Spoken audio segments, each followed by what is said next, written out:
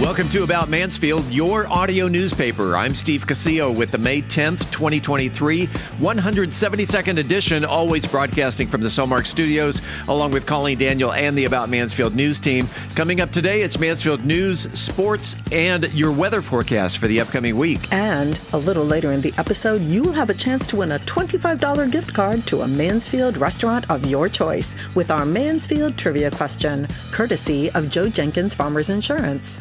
Let's take a look at the stories we're covering this week. School board race ends in a landslide. Voters re-elect city council incumbents and one returning face. Council sends planned development back to the drawing board in a moment with the mayor. 2 ballot propositions pass, giving more leeway for economic development. Ben Barber culinary students cook up second place at nationals. We have the 7-day weather forecast. And in the talk segment, Steve concludes his talks with Sarah Zink, a longtime Mansfield resident who recently packed her bags for the tropical paradise that is Boquete, Panama. We are Mansfield's only source for news, talk, and information. This is About Mansfield. No matter your familiarity with buying or selling real estate, having an experienced, trusted advisor on speed dial is priceless. The Roger and Beth team of Century 21 Judge Fight is here to be that resource for you. Whether you're buying right here in Mansfield or your dreams are taking you elsewhere, we are ready to help you with turning that vision into a reality. To learn more, visit our website at homesinmansfield.com. That's homesinmansfield.com. Hi, this is Paul Duncan with Trinity Roofing and Construction. There are over 7,500 roofers in the North Texas area, and when a major hailstorm blows through town, that number skyrockets with companies as far away as Montana. In the planning stages of re-roofing your home, it's normal for customers to ask questions such as, where are they based out of and how many years experience do they have roofing in North Texas?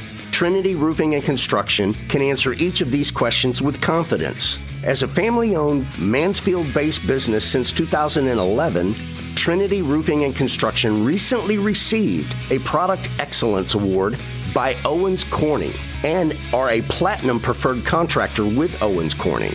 Contact us today for a free, no-obligation video roof inspection. Rated A+ with the Better Business Bureau, Trinity Roofing and Construction, a Mansfield company, not only replacing roofs, but building relationships. Find us on the web at trinityroofingconstruction.com. That's trinityroofingconstruction.com. Hi, this is John with Pool Aid, your local pool care specialist. With the exceptional amount of rain that we've experienced so far this year, spring is a vital time to clean pool filters, skim leaves and debris, and keep skimmers clean to ensure proper circulation as well as keep your pool sweep in good working condition.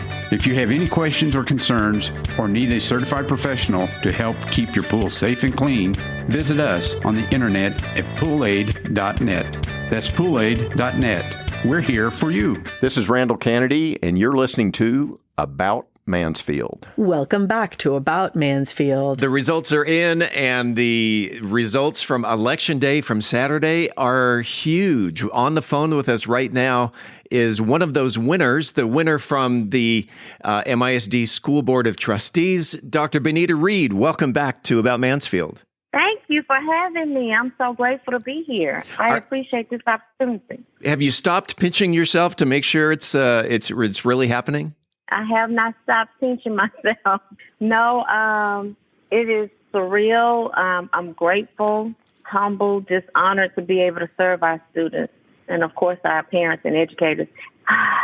It's good to take a breath. You know, it's been a long time. Looking at the unofficial results, which they will become official when you are sworn in and canvassed at the next meeting, the unofficial results say that you garnered 77% of the vote.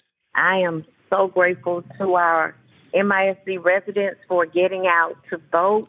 For me, as I said, it's humbling. We worked really, really hard. I had an awesome team of volunteers and people who just put their hard work and their heart into everything that we did. We made decisions to really go out, and we wanted everyone to have an opportunity to see what our team had to offer. And so we were able to do that, I believe. And we just continued working really up until 7 o'clock. Yeah. On Saturday evening. We did not stop. We did not leave the polls. Every team member was at a poll location until that time. This is your second campaign. What did you learn from the last campaign that did you have to make any adjustments with this campaign 2023? I did have to make adjustments, and I learned quite a bit from the first campaign. I guess the most significant lesson that I learned is that I needed to get to know people. I just needed to build relationships with people so they would know who Benita Reed is, and that I was being authentically myself when I said, I just want to serve. I want to do what it is that I've been doing for over 30 years, and I want to work with the team to do what's best for our kiddos.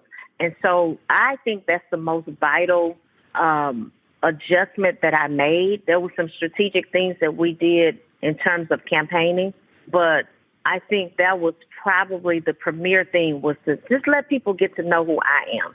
I don't know if people knew who I was at the time because I'd been working, and then for about almost 8 years, my dad was with us, and so we were really concentrating on having a balanced family no matter what the conditions were. My dad was here, and we had to ensure that he had a good life, and so we were serving him and serving my baby and making sure we had a balanced life, as I said.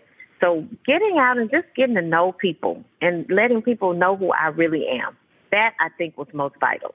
And after being sworn in, it's time to get to work. I am excited about the work, Mr. Cassie. I am excited about the work.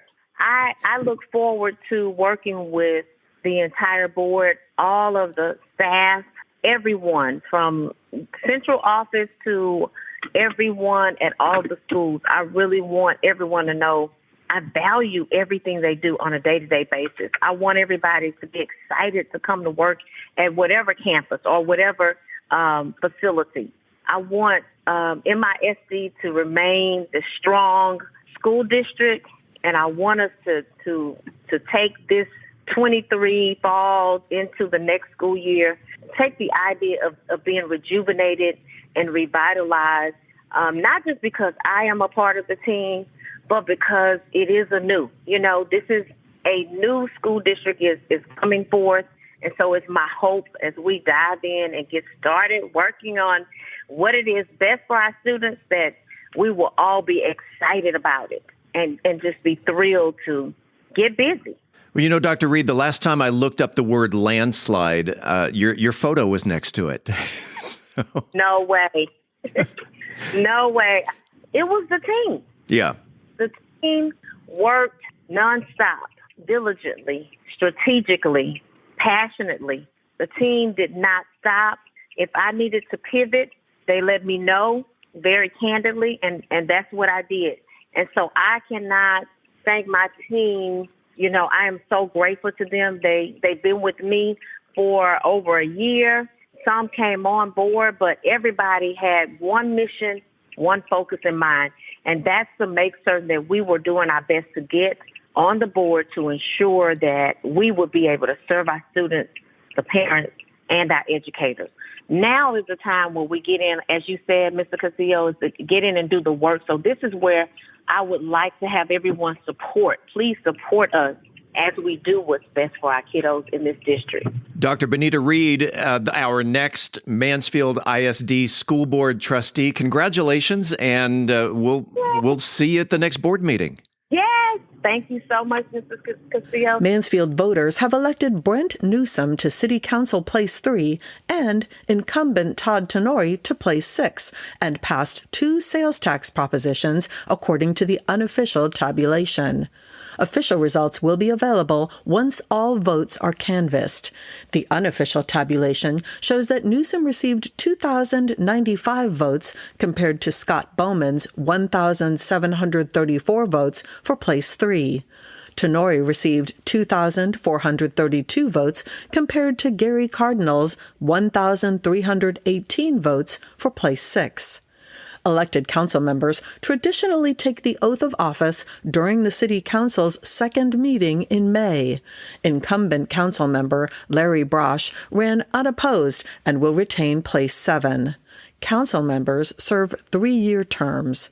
Councilmember-elect Newsom will serve the remaining term of place 3 until May 2024. The Mansfield City Council held a regularly scheduled meeting on Monday. The following opinions of those of Michael Evans may not necessarily reflect those of the Mansfield City Council. We say, as we do every other week right here in the studio, top of the morning, Michael Evans. And top of the morning to you, Steve. Good to be here today. We call this a moment with the mayor, and this past weekend, the elections. Yeah, we had the elections, and we're going to be welcoming Brent Newsom back into the fold.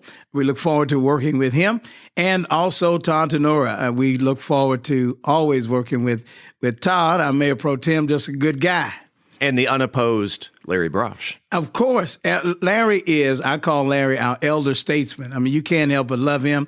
And he brings a lot of institutional knowledge, so we appreciate just what he always brings to the table. He's a great guy. Let's get into the work of the citizens. You started off with a tip of the hat to the men and women in blue. Yes, we started the day by proclaiming this week as National Police Week and National Correctional Officers and Employees Week. Listen, we are proud and thankful for the men and women who work hard to keep our city safe, and we just needed to show them that. And I'm hoping that people will take out the time and wave at our officers and listen. Just tell them thank you for the great work that they do in Mansfield, Texas. Followed by another tip of the hat to the young workers working at City Hall. Yeah, it was fun to recognize our recent class of high school interns. And let me tell you, I hope that after they finish college or grad school, that they'll come right back to Mansfield, because these are some outstanding young people. And we continue to be impacted by them, and I know that they have been as well. So, we tip our hats to folks at Barber and the great work that they do with our young people there. You also had some award-winning documentarians working for the city. Yes, we did have some student documentarians, and their recent work was actually recognized by C-SPAN. They finished in the top 1 or 2, or I know the top 1% in regard to all of the entries to C-SPAN concerning local government and otherwise. And listen, we've got some young people in Mansfield who are doing an outstanding job. So let me tip my hat as well to MISD for doing the great work that they do with our students.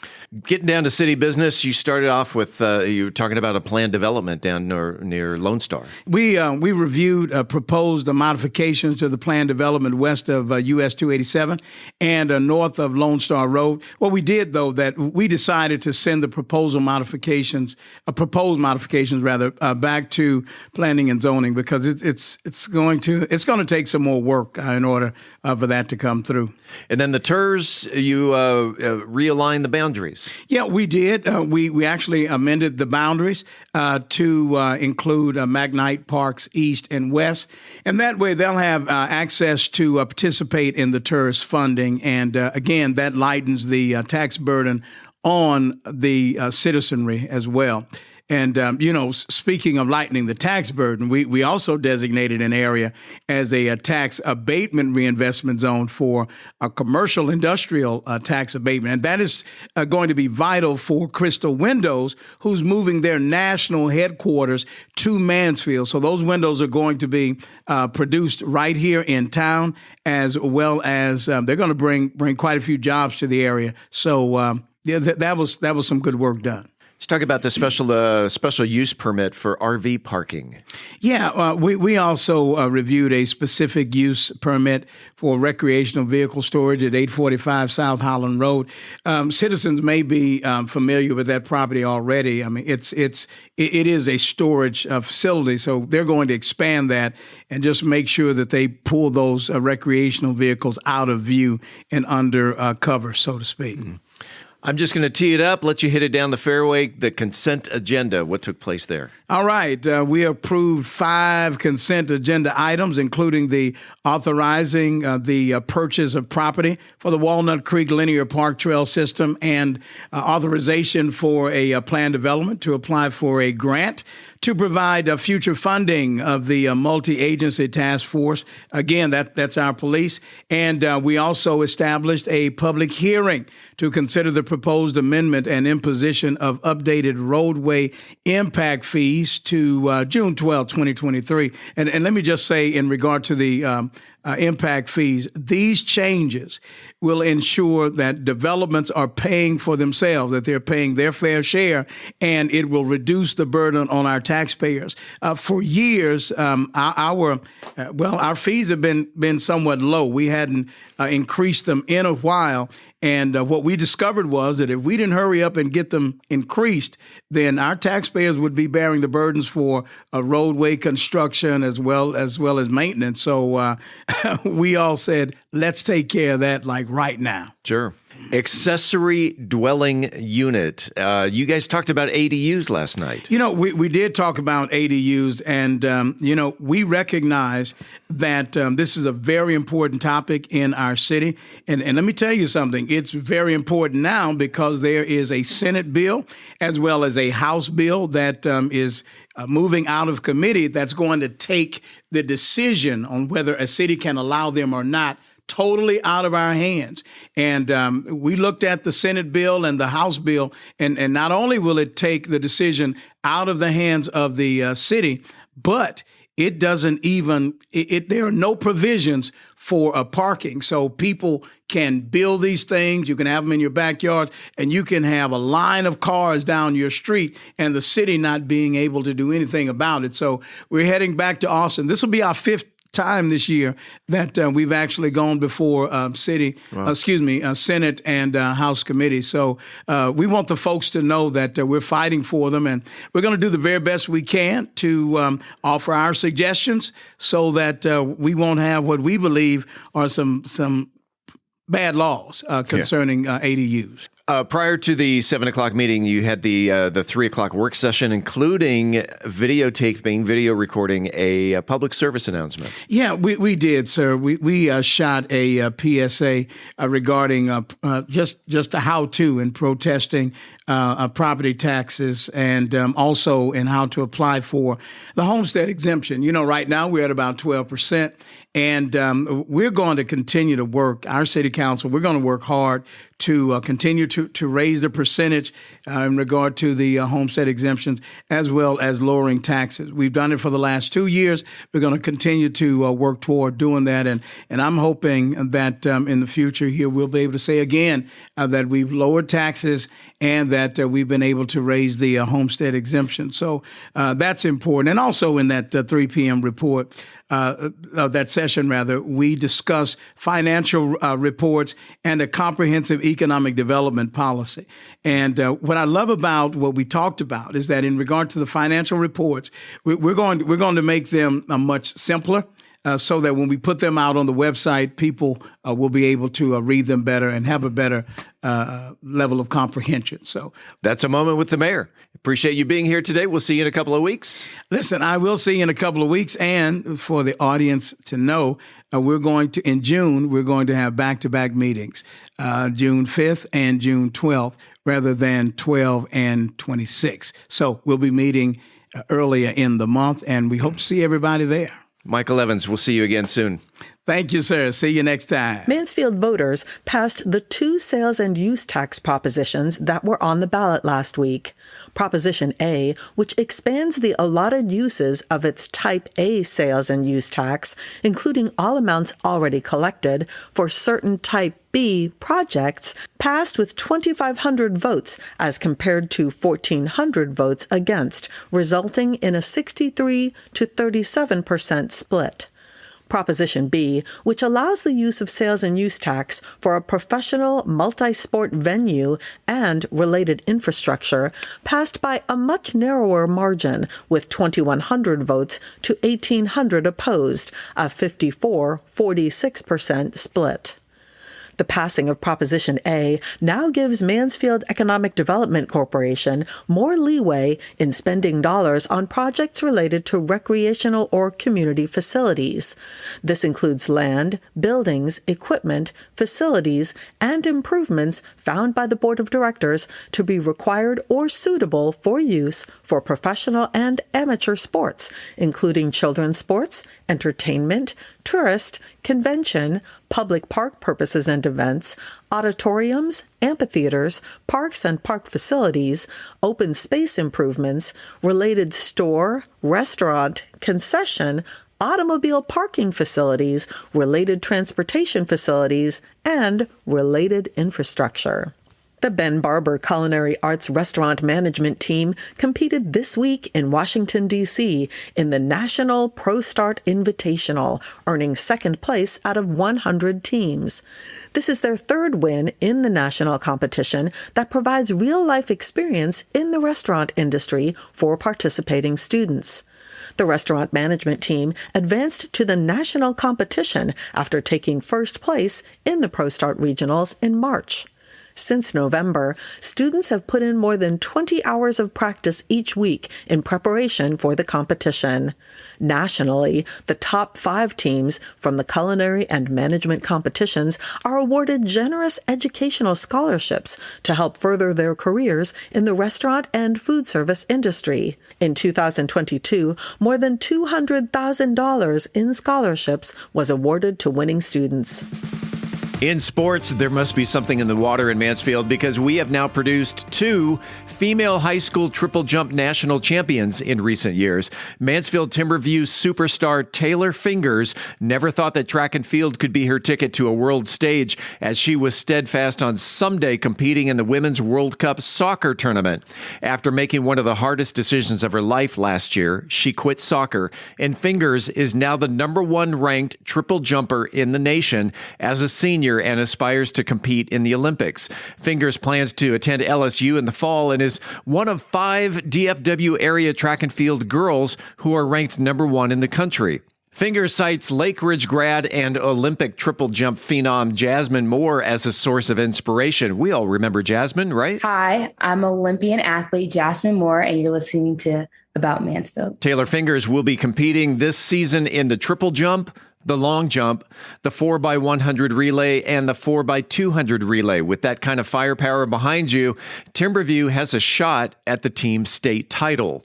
If you have a comment about the show, you can reach us by voicemail at 817-435-2938. Again, that is 817-435-2938, or send us an email to news@aboutmansfield.com. This coming Sunday, May 14th, it's a big one. It's Mother's Day, a time-honored tradition of honoring the women in our lives who raised us, dried our tears, and, well, mothered us. Everyone has one or has someone who's like a mother to them. On the second Sunday of May, we honor those women who are our mothers. Mother's Day dates back to 1905 when Anna Jarvis, the daughter of Anne Marie Reeves Jarvis, successfully introduced the idea for a national holiday recognizing mothers. Anne Marie Reeves Jarvis pursued her volunteer efforts during the Civil War. Anne Marie died on May 9th, 1905, and her daughter Anna missed her greatly. She started a dedicated letter writing campaign to declare an official Mother's Day. This day, to honor Anna Jarvis's mother, grew into a national observance in 1911 when every state participated. May 9th, 1914, it was President Woodrow Wilson who proclaimed Mother's Day a national holiday to be held on the second Sunday in May. So this coming Sunday, take a moment to pay tribute to your mother. Surround her with the love she deserves, whether in person, by phone, or in your memories. And if you're a mom, revel in the attention. You deserve it. Let's head on over to the weather desk and check the forecast for the upcoming week with our weather mom, Colleen. Weather mom? That's new. Let's take a look at the weather for the next 7 days in Mansfield, Texas. We have an abundance of rain chances every day this week, with up to 80% coverage Saturday through Sunday. Rain totals could be up to 2 inches for the week. We are allegedly not expecting much in the way of severe weather, other than perhaps some quarter-size hail and wind gusts up to 60 miles per hour. We're looking at a high of 83 degrees Wednesday, 86 degrees Friday, 80 degrees Sunday, 78 degrees Monday, and 79 degrees on Tuesday. Coming up after the break, we turn the page to the features section. Ice cream. We all scream for ice cream, and it may be good for your health. And we'll talk about it in Methodist Mansfield News to Know. I'm Beth Steinke. Join me today for the second installment of our series, Home Buying in 2023. Are we in a buyer's market or a seller's market? I'll give you the tools you need to navigate whatever it is on the Mansfield Real Estate Report. In this week's Cocktail of the Week, I'll be talking about a cocktail that will have you remembering that the Kentucky Derby was this last Saturday. We are Mansfield's only source for news, talk, and information. I'm Colleen Daniel, and this is About Mansfield. I'm Philip Washington, Chief Investment Officer of Stonehill Wealth Management and host of the Wealth Building Made Simple podcast. First book I read in college was Rich Dad, Poor Dad, and it changed my life. And since then, I've read tons and tons of books on money. And what I've done is taken those lessons, simplified them, and I talk about those lessons on my podcast, Wealth Building Made Simple. So come hang out with us. We're on every major platform, Apple Podcasts, Spotify, and on YouTube, Wealth Building Made Simple. At Methodist Mansfield Medical Center, we've been caring for our home team for over 15 years. Today, you'll find award-winning physicians on the medical staff, advanced neurosurgery, a Level 3 trauma center, critical care for newborns, and comprehensive orthopedic care. Methodist Mansfield, delivering the care our friends, neighbors, and home team depend on. That's community, and why so many people trust Methodist. The housing market is evolving as interest rates rise to meet inflation. Speculation abounds as to what the future may hold. Do you have a trusted advisor? The Roger and Beth team at Century 21 Judge Fight should be your first call in all matters concerning real estate and the market. We specialize in residential real estate for both buyers and sellers. With industry partners across North America, our resources and expertise can turn the home you've been envisioning into a reality. Visit our website at homesinmansfield.com to learn more. That's homesinmansfield.com. Congratulations to our latest trivia winner, Jennifer Lewis. Last week, we asked you to be the first to answer the question, who owned the first hotel in Mansfield? Jennifer knew it was one of our city forefathers, Julian Field, and she has won a $25 gift card to the restaurant of her choice. When we come back, this week's trivia question. This is About Mansfield. Hey, it's Steve Casillo. I want to take a second to tell you about Podcast Mansfield Recording Studio 3.0. It's where we record and produce the About Mansfield podcast episodes. What started out as an audio-only studio, Podcast Mansfield is now a full-service audio and video recording studio, complete with custom green screen backgrounds, 2 high-definition cameras, editing, mixing, and mastering capabilities, and we can also help market your podcast. Podcast Mansfield is home to such great locally produced shows, such as Wealth Building Made Simple, We Are TPM, and Wealth Think Tank Television, just to name a few. So whether you're a hands-on person or just need a place to record your podcast or need advice from concept to completion, Podcast Mansfield is here to help. Conveniently located on Heritage Parkway, just off of 287 right here in Mansfield. Mention the About Mansfield podcast, and you get to record your first episode at no charge. For more information on starting your podcast, or if you're looking for a better place to record, Podcast Mansfield Recording Studio can be found on the internet at podcastmansfield.com. Hi, this is Joe Jenkins with Joe Jenkins Farmers Insurance, specializing in auto, home, commercial, and life insurance. I was born and raised here in Mansfield, Texas. We're active in the community, and Mansfield's a town we really care about. Our office has over 30 years experience in the insurance industry, and we're passionate about what we do and about customer service. For a free quote, please visit our website at joejenkinsinsurance.com or give us a call at 817-472-6058. Once again, that website is joejenkinsinsurance.com. It is time right now for the highly coveted, wildly popular About Mansfield Trivia Question. If you are the first person to email the correct answer to Trivia at aboutmansfield.com. You will receive a $25 gift card to a Mansfield restaurant of your choice.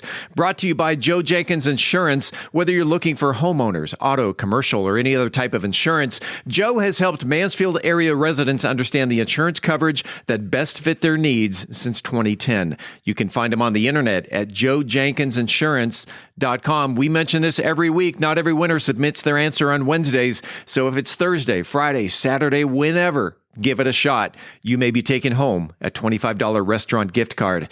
Here's this week's question. Colleen? Well, Steve, it was Benjamin Franklin who appointed the first Postmaster General in 1775, and thus the U.S. Postal Service was born. This week's trivia question is, what year did the first post office in Mansfield open? Email your answer to trivia@aboutmansfield.com. Again, in what year did the first post office in Mansfield open? Good luck, and thanks to Joe Jenkins Insurance for the gift card. Hi, this is Mansfield Chamber of Commerce CEO Lori Williams, and you're listening to About Mansfield. Welcome back to About Mansfield, your audio newspaper. Let's open up the features section. Angel Biasatti says ice cream may be good for your health in Methodist Mansfield News to Know. Ice cream is an incredible source of energy. It has vitamins A, D, along with selenium and zinc, which are all vital for a healthy immune system. Multiple studies have found that ice cream may be associated with various health benefits. Yum! What researchers at Harvard found that a high dairy intake, especially higher low-fat dairy intake, was associated with a lower risk of diabetes. The risk reduction was almost exclusively associated with low-fat or non-fat dairy foods. The study found that men who consumed at least 2 servings of skim or low-fat milk each day had a 22% reduction in the risk of developing diabetes. And the study found the same risk reduction among men who had at least 2 servings of ice cream every week. Researchers looked at another dozen years of diet tracking data and found that a higher intake of yogurt is associated with a reduced risk for type 2 diabetes, whereas other dairy foods and consumptions of total dairy were not. Another nutritional expert at Berkeley said the ice cream finding in the study was more consistent than yogurt. Researchers found that probiotics found in yogurt improve metabolical outcomes and help prevent diabetes more than ice cream. However, other researchers found, for the most part, dairy foods seem to help prevent overweight people from developing insulin resistance syndrome, a precursor to diabetes. The researchers found that a dairy-based dessert, mostly consisting of ice cream, but included foods like pudding, saw a 2.5 times greater risk reduction of developing insulin resistance syndrome. Another study published at Harvard found that eating half a cup of my favorite ice cream each day was associated with a lower risk of heart problems among diabetics. It's the ice cream's glycemic index, which measures how rapidly a food boosts a person's blood sugar. And it's lower than brown rice. There's this perception that ice cream is unhealthy, but it's got fat, it's got protein, it's got vitamins. It's better for you than bread, although I love bread.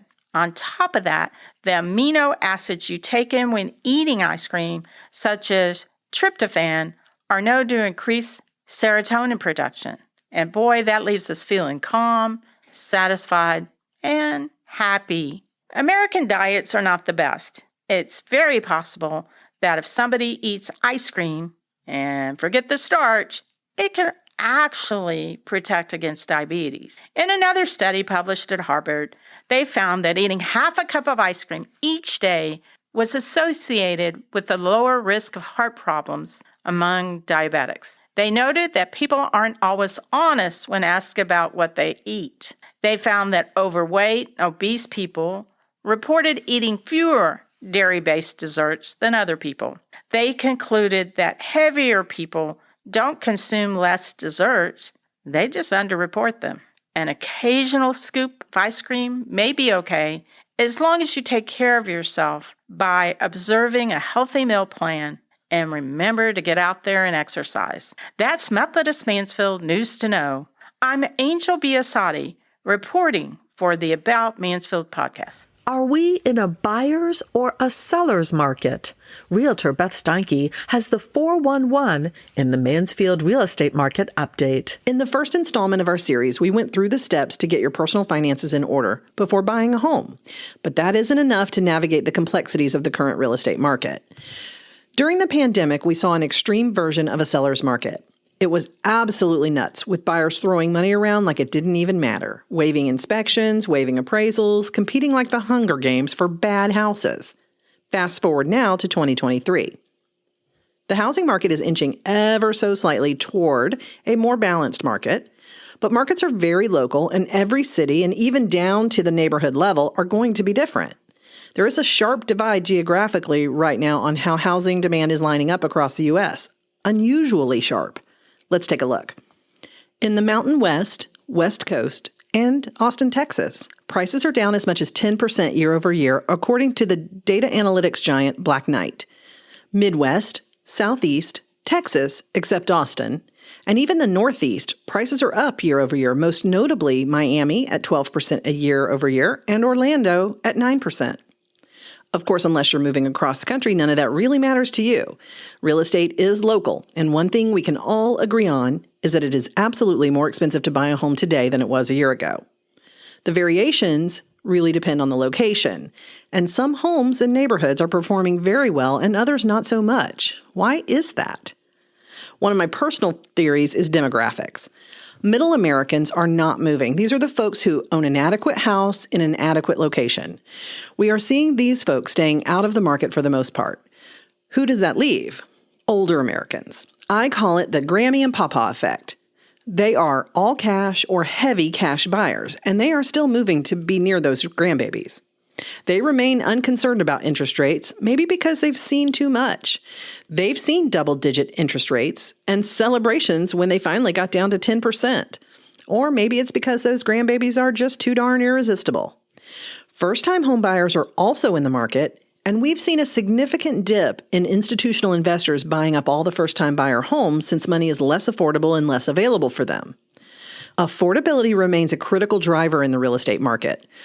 Mortgage rates have historically hovered around 7% since the 70s, but prices have gone up dramatically while incomes have not kept up. That equates to a reduction in purchasing power for buyers. Mortgage interest rates doubled during 2022, and that makes the typical mortgage payment 45% higher than it was just a year ago. That translates into fewer home buyers in the market. Mortgage rates and the number of buyers in the market is directly correlated. When we see mortgage interest rates dip again, then we will see the number of buyers in the market increase. So where does that leave us when considering buying a home in 2023? Opportunity exists right now for those who are ready to buy. No more lines out the door or foregoing the inspection and appraisal. However, well-prepared and well-priced homes are going under contract very quickly because we don't have enough homes, especially in Mansfield, to meet the demand. And according to the Wall Street Journal, that's because inventory is 40% less than before the pandemic. New construction is a big player in this game. There are more unfinished homes available for buyers across the U.S. than in the previous 15 years. And this may be your best play as incentives are back to lure buyers in. Of course, don't forget to grab your realtor to go with you. Builders do require your realtor to make the appointment and to attend the initial meeting with you. Let's normalize having a strong negotiator on your side that is familiar with all the local builders and the neighborhood options as a requirement for shopping for new construction. The builder will cover the cost of your agent, and that makes the decision kind of a no-brainer. This spring is the tale of two markets, a dichotomy of sorts. Homes in a once desirable neighborhood are aging, and sellers for the last few years didn't have to do anything special to get their home sold for top dollar. And today, that just is not the case. With large amounts of new construction available, buyers are feeling empowered to move a little slower and with a greater ability to negotiate, offer less, and ask for more seller concessions. At the same time, homes that are updated, well-maintained, and well-prepared are selling in just a few days with multiple offers. Today's buyers are going to have to come to terms with what they can actually afford. We talked a lot about affordability in last week's episode. You have to get your financing in line first in order to be considered a serious buyer. Take advantage of the various programs your realtor and mortgage professional can offer. Be ready to compromise on your dream home. I know that's hard to hear. Instead, it may take a little sweat equity to make your dreams come into view. Lean into your home buying team to find the right options available for you. Your realtor and your lender are here to help you get out of the rat race of renting. The key takeaways are: you have more time to make purchasing decisions on some homes. Others are going to go under contract rather quickly, and there is no real way to predict which ones will be available next week when you're finally ready. Get ready financially now. First, there's no way around this part. Everyone wants to skip to the fun stuff, the house hunt. Don't be surprised if you get pushback or stopped cold if you try to avoid the hard work of mortgage applications and qualifying. Be ready to compromise. Not on everything, but depending on your price point, you may have to make some sacrifices. You don't have to live there forever, but plan on at least a 3 to 5 year stay. It's still a strong market for sellers with multiple offers at times for well-prepared and well-priced homes. Lean into your home buying team. I simply cannot stress this enough. They are there for one thing: you and your home buying goals. Do you have a real estate question I can answer? Send me a message via email to info@aboutmansfield.com. For the About Mansfield podcast, I'm Beth Steinke with Century 21 Judge Fight. Shaken or stirred, either way, you know it's going to be good, as Brian Certain serves up a twist on the classic Mint Julep in the cocktail of the week. This week's cocktail of the week is the Buzzed and Wired Julep. Today I'm starting a new series on cocktails that I have found on TikTok. This first cocktail is from Juliana McIntosh, or on TikTok, she is Join Jules. She started back in 2020 when the world was changing every day, and she wanted to create a new understandings of what cocktails can and should be. She's always fun to watch, and I really appreciate her take on some of the classic cocktails. Here are a few facts that she shared about the Kentucky Derby. Number one is between the Kentucky Oaks, which is always held the day before the big race, and the Derby, nearly 120,000 mint juleps are served using 10,000 bottles of bourbon, 60,000 pounds of crushed ice, and about 2,250 pounds of fresh mint. It's the first popular cocktail to be served with ice, as ice houses began to pop up using ice as a garnish and became popular. Some versions of this include using hailstones and ice from frozen lakes. Kentucky at one point was part of Virginia, and as Virginia encouraged settlement of its western territory, people brought two things with them as they moved west: horses and stills. Teddy Roosevelt loved mint juleps. Ernest Hemingway had a tantrum in a French bar once, smashing his glass against a wall, screaming, "Doesn't anyone in this godforsaken country know how to make a mint julep?" But don't worry about taking any notes, as I'll be giving out the ingredients instructions and always posting them on bourbongospel.com. What you'll need is a glass of some kind. If you're going to be hardcore, you need a silver or pewter julep cup. If not, use a double rocks glass. You'll need a julep straw. If you've got the julep cup, you might as well get the julep straw. In fact, the straw was actually invented for the mint julep. You'll need a Lewis bag. You'll need a wooden hammer. It'll probably come with your Lewis bag. And in your glass, you'll need 8 mint leaves. Be sure to clap and roll the mint in your palm of your hands first to open up the leaves and start to express the oils in them. You'll need 2 ounces of bourbon. Woodford, sure, they pay for their placement in this, but I love Four Roses. I love the Evan Williams. There's a lot of different bourbons you can use in this. And you'll need a 1/2 ounce of simple syrup, a little more if you like it a little sweeter. You're going to muddle the mint leaves with the bourbon and the bitters, and then you're going to add ice to your cup. Now, the ice you're going to get from smashing it in the Lewis bag and creating freshly crushed ice. This is really key because with freshly crushed ice versus getting sonic ice is that it has a little bit of a melting factor, and you can kind of form it as a ball in your hand as you put in, which helps with stopping the dilution quite as fast. And again, it makes for a much better drink. As you pour the bourbon and everything into that glass, mound up the ice on top, add a sprig of mint or two, give it a clap or a smack, and then place it in the glass. You want to make sure you place it so the mint is as close to your nose when you drink, because smell and the taste all at once. If you're feeling a little bougie, add raspberries or blackberries or even a few blueberries next to your mint sprigs. That's for a traditional mint julep. For our buzzed and wired, you're going to add 1 ounce of bourbon, 2 ounces of good cold brew or chilled espresso, a half ounce of simple syrup, 3/4 of an ounce of coffee liqueur, something like Kahlua, 5 mint leaves, and ice. You're going to put all of this in a glass, give it a moderate shake, don't hard, shake it, give it a moderate shake because you don't want to bruise the mint, and then strain it over freshly cracked ice and garnish with fresh mint. As always, I'm open to hear you're taking your input. You can reach me at brian@bourbongospel.com. And until next week, as Mark Twain said, too much of anything is bad, but too much whiskey is barely enough. Reporting for the About Mansfield podcast, I'm Brian Certain. Hi, I'm Corinne Fiagami, and you're listening to About Mansfield. Welcome back to another segment of About Mansfield. I'm Steve Casillo as we make the transition from news to talk. Today, we conclude our interview with former longtime Mansfield resident Sarah Zink, who recently packed up her bags for Boquete, Panama, and she will field some of your questions that were submitted via social media. Enjoy. What were the biggest challenges you faced adjusting to your new environment? You know, I will say it's probably not what people would expect. It was learning to slow down. It was learning that, see, we also chose, not only did we choose not to have a vehicle, we chose to not have a TV. And so, because a lot of what we realized before we moved is that the TV was on for distraction, background noise. We weren't really curating good brain food. We just, it's just such a habit in the U.S. to have the TV on.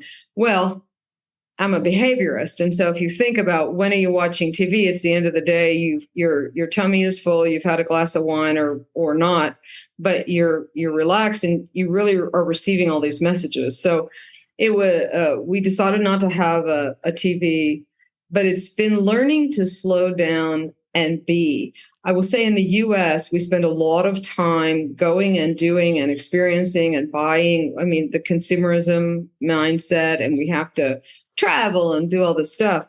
But one of the things we never made time to do is to just be quiet, just to be. Yeah. And here, the biggest adjustment was just not feeling guilty for just sitting outside and enjoying the hummingbirds. Or we can actually see a volcano, this big, huge mountain near our house, or the flowers, or, just being. So the biggest adjustment was that. And the second one was learning to plan our visits to town.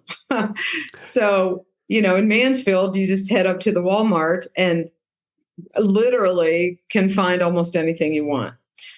Here, you have to go to about 4 or 5 stores to fill the same grocery list that you would fill at the Walmart. There's probably a butcher. There's then next door could be the produce salesman.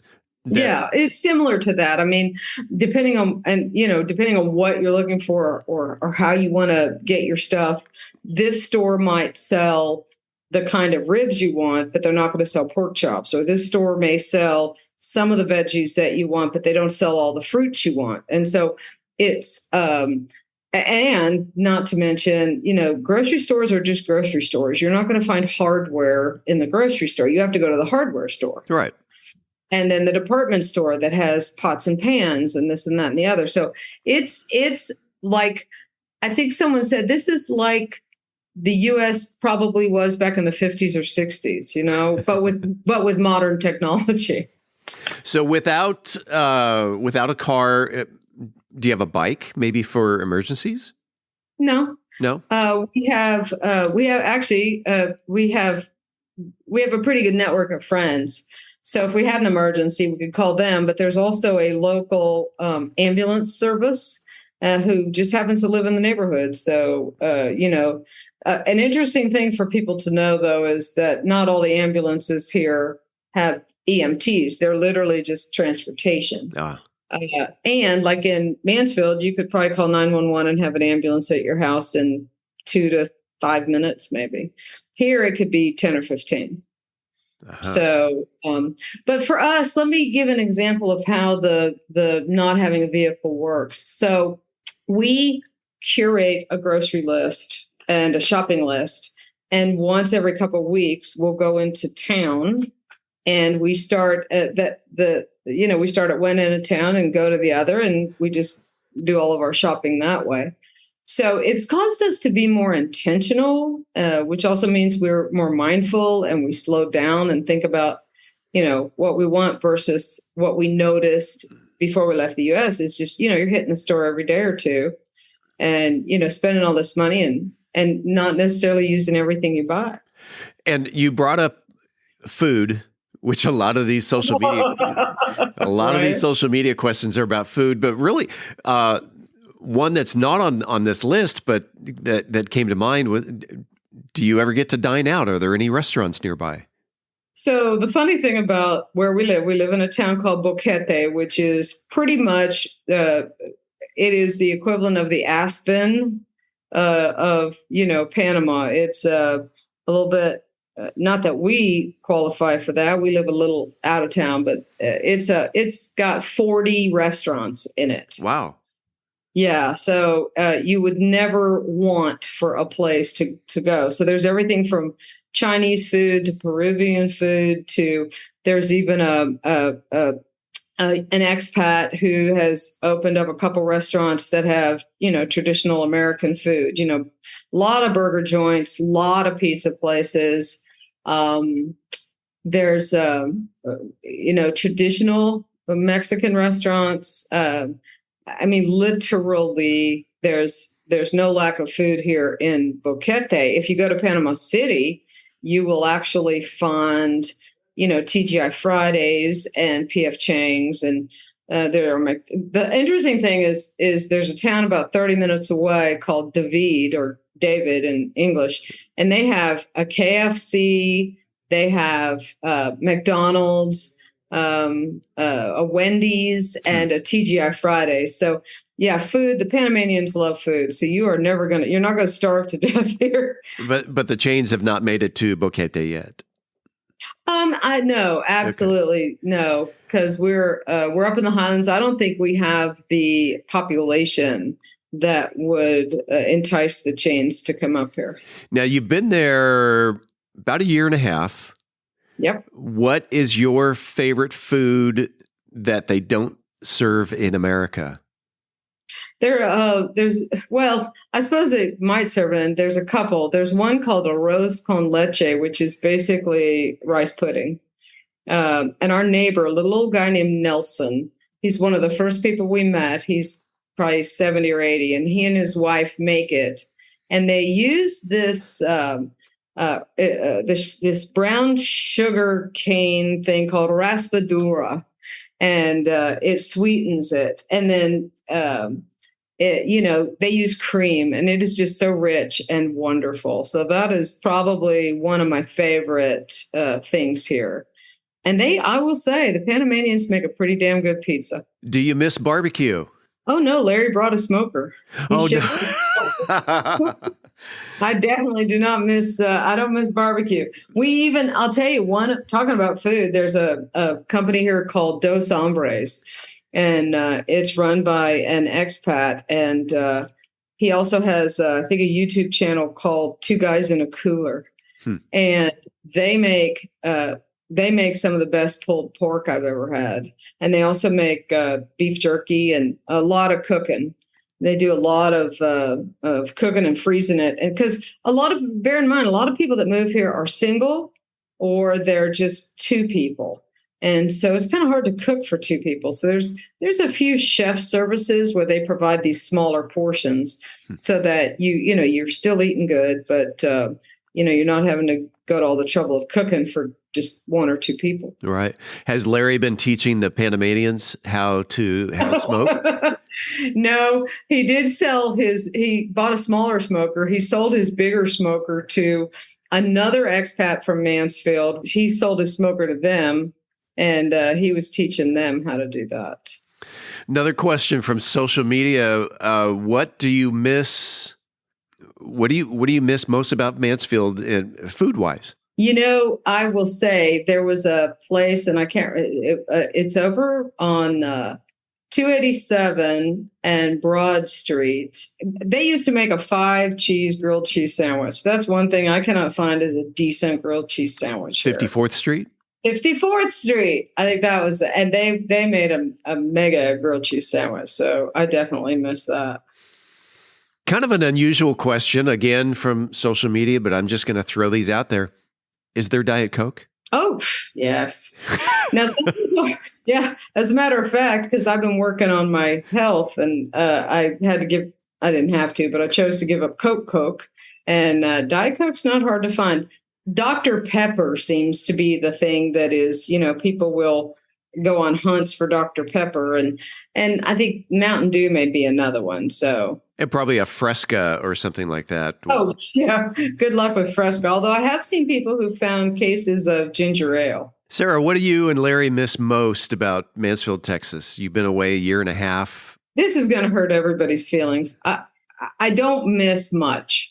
Most of what I miss is just the people that we knew, but we keep in touch. I mean, video chats are just life and gold here. So we keep in touch with a lot of people via video chat. So honestly, I can say there is nothing that I miss enough to come back. Nothing. Nothing. Nothing. Not a thing. Let me think about that. No. Nothing. I mean, the beauty of this is when we told our children we were moving, our kids live all over the U.S. I mean, we actually had one who moved to Arlington, but I have one in Tennessee and one in Florida. And everybody's always, we live in such a mobile world. People were mortified that we were leaving our children, and we have 10 grandchildren. So the thing I had to explain to people is we are also in a high technology age. And so, it doesn't replace in-person visits, but the fact that we can have video chats really does give us a semblance of connection. So I don't miss anything about Mansfield or Texas. Yeah.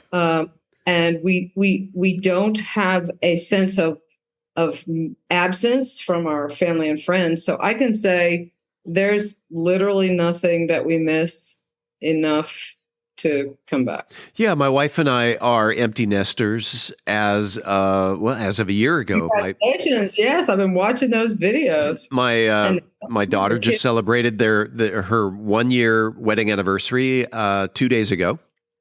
And so with that, we probably video chat with my daughter and her husband probably 2-3 times a week. We video chat with my son and his fiance probably once a week. You're right. So I mean, think about it. You could do it from Texas or you could do it from Panama. It really doesn't give you a sense of being farther away. I think the only difference is that people, we actually got a 3-bedroom house because of the number of people who said they were going to come visit us. And I can just tell you that the guest bedroom is now a really good storeroom. Oh yeah. Yeah. Because how many people have said they would come and visit you, and how many people have came to visit you? 0. Although I am working on getting a group of people maybe in 2024 to come to Panama City. Okay. I think the challenge is once you get to Panama City is only a 2-hour flight from Miami. And so I think once people get to Panama City, then there's another flight to David, which is 30 minutes or 45 minutes away. And then they have to get a bus or a taxi or whatever to come see us. So I thought, well, let me see what'll happen here if I can at least get people to come to Panama City. It's a beautiful country. It's beautiful people. The culture, I just have to say, it's a rich culture. And I will tell you the thing we love about it, Steve, is the big difference is in the U.S. there's so much consumerism. It is so centered around buying and having and getting and doing, and we see and expats showing people that they have what they have, and so what we have are a lot of people who are here, Panamanians. It's all about family and character and hard work, and there's always the exception, but it's about the values that Americans say that they value, but behaviorally are not supporting that. So it is something that we love the culture here, love the people. So yeah, it's been a good thing for us, I think. Couple of more questions from social media. Then this kind of goes back to the beginning of the interview. But how much did it cost to move? Oh, so bearing in mind, I will say I'm going to ballpark, and I'm going to give you a figure so you get the sticker shock, and then I'll back out of it. Okay. So I'm going to say for us, it was about $20,000. Now, backing out of that, it cost $11,000 at the time to ship a container, and then the flights, and it cost $3,700 to ship 3 pets, and then the last month rent deposit, transportation just to get all of our. We had 7 suitcases that we had to bring from Panama City. And then when we sold our vehicle, and again, everybody's journey to move to another country is so different, but we sold our vehicle and rented a vehicle and drove from DFW to Miami for 2 reasons. One was we knew it was the last time we'd be driving. But the second reason was it was only a 2-hour flight from Miami to Panama, and we didn't want our dogs to be in cargo for an extended period of time. So renting a vehicle, and we took 3 days to drive, and the hotel and the food and all that. So I'm going to say it was about $20,000. But again, we sold our home, we sold our vehicles, we sold so much stuff. So, it sounds like a lot of money, but, when you're relocating to another country, it really isn't. Yeah. Yeah. And then I will answer an additional question that no one asked, that, to get our temporary visas and then our permanent visa. And then there's something called an e-cedula, which is basically we're citizens. We just don't get to vote. And, there's some other rights that we don't have, but it's one step further than a permanent visa. That cost us about $7,500, I think. So that was another expense I don't think anybody asked about. Well, and that kind of goes along with the next question. Was there a lot of red tape to cut through to move there? I don't think so. No. We had to get fingerprints and send those off to the FBI, but we didn't have any. They won't take you. I think it's important. They won't take you if you have a felony. Any kind of felony. You can apply to get an exemption. If you were 17 and 18 and, you got caught with weed and it was filed at the felony level, but they don't take people. They won't even let you, I think you can probably visit, but they won't let you apply for a residency if you have any kind of a felony at all, even a DUI, anything like that. So all in all, you're having a good time. I got to tell you, we really are. We feel happier and healthier than we have in years. I think that the level of stress, I don't even know how to describe it, but I'm going to try.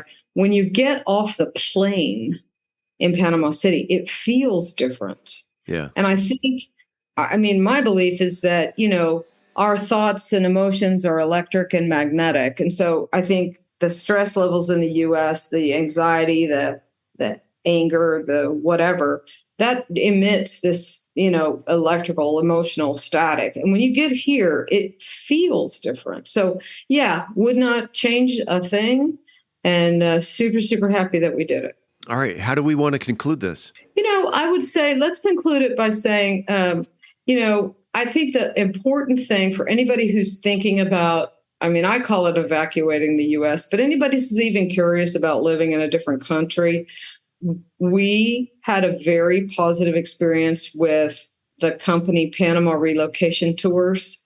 And if they'll just Google that, there's a ton of free information that can help them at least start the journey to figure out if moving to a different country, whether it's Panama or any other country, is right for them. But I highly encourage people to think about, is living in another country an option for them?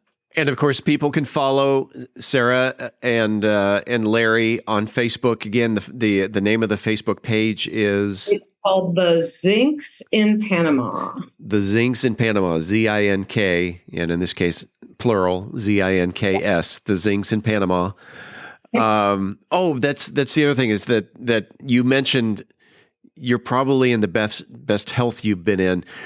Following you and following the Zinks in Panama, you've lost a lot of weight. Yeah, lost about 35 pounds. And you look awesome. Well, thank you. One of the things, the food here, we chose this area for a variety of reasons. The food, we're in what's called the breadbasket of Panama. So I can literally buy something at the produce market that was harvested that morning. And when people ask, is the food organic? I always laugh and say, well, I have to make sure I wash it off so there's no bugs on it. Like if you harvested it from your own garden, right?